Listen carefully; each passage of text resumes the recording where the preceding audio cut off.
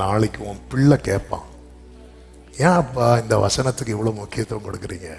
கொடுத்தா கேட்பான், கேட்டா சொல்லு, இதுதான்ப்பா உங்க அப்பாவை வாழ வச்சு.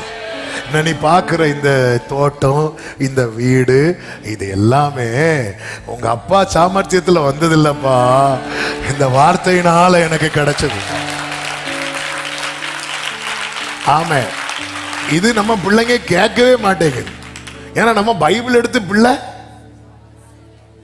நாளைக்கு உன் புத்திரன் கேட்பான், அப்பா எப்படிப்பா இதெல்லாம் சம்பாதிச்சுங்க, எப்படிப்பா நீங்க ஏன் பைபிள்னா தான் அவ்வளோ முக்கியத்துவம் கொடுக்குறீங்க, ஆலயம்னா தான் அவ்வளோ முக்கியத்துவம் கொடுக்குறீங்க, ஆராதனை தான் அவ்வளோ முக்கியத்துவம் கொடுக்குறீங்க, அவ்வளோ கனப்படுத்துறீங்களேப்பா, ஏன்பா?